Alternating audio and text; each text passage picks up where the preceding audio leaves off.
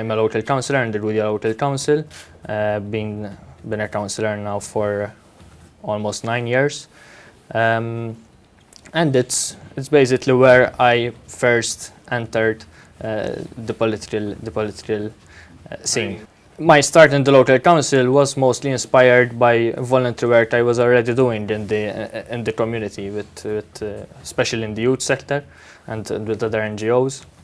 And then when I was asked to contest the local council elections, to be honest, I was a bit reluctant at first. This idea of being part of politics had never actually been part of my plans, even though I followed politics very closely. But I understood that there is a sense of service in it as well, and it was a continuation of what I was already doing in the community.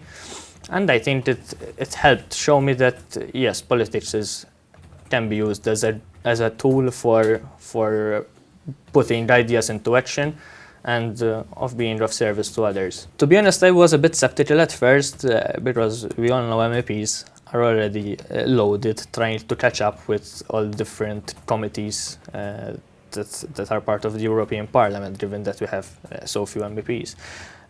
But after speaking to them, I came to realize that, listen, they are already following these subjects in the European Parliament.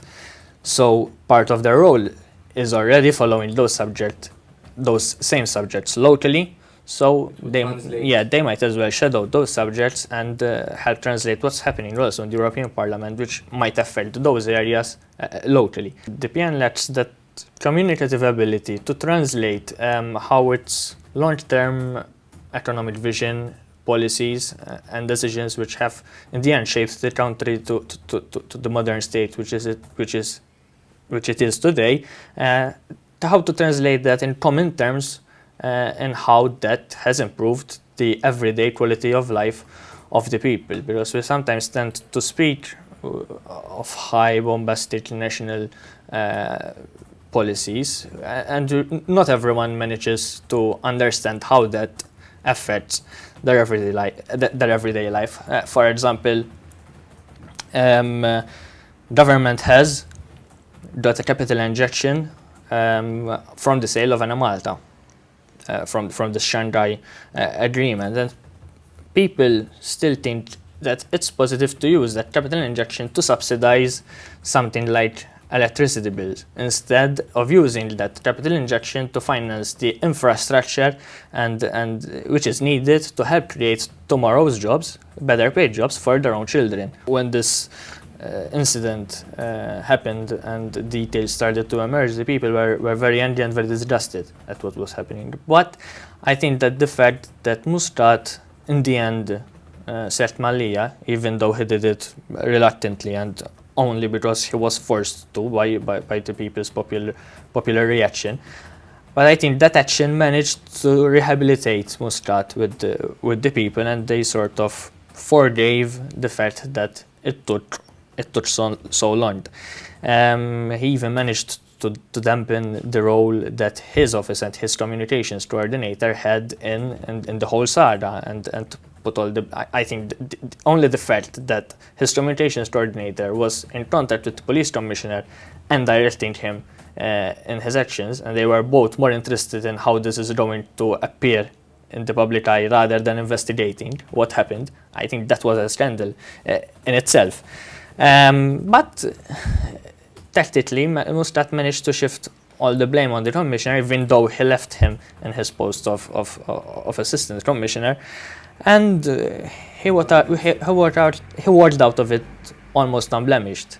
But the incident has opened that door, which I referred to before, that people are now questioning government statement, even though Muscat might still be more popular than Busuttil Impulse. People are now questioning what Muscat is saying. Spring hunting. Personally, are you against or in favor of spring hunting? Well, the issue is quite a hot one, given the fact that hunting is a long-held tradition which part of the community practices with a passion. So I try to look at this issue as objectively as I can. And from what I have read, numbers show that the few birds which migrate over Malta in autumn make spring the only season in which hunters can practice their hobby. So numbers also show that in the global scale, the number of turtle doves and quail which are hunted in Malta is a very small percentage of the much larger numbers which migrate from other routes, from other more main routes like over Spain or the Middle East. And so I think that at the end of the day, the negative effects of this practice are not so damaging as to warrant the restriction of that privilege to the law-abiding hunters. So at the end of the day, I think that yes, the derogation should remain in place. Law-abiding hunters should be left to practice their hobby and hunt turtle doves and quail. Though we have to keep a strong stand against illegal hunters. The government was not transparent, hedging agreements were not revealed, we did not know if this was a case of hedging done wrong or of government keeping up the profits to finance something else. It seems now from his comments that it was a case of hedging gone wrong at the time when oil prices were going down.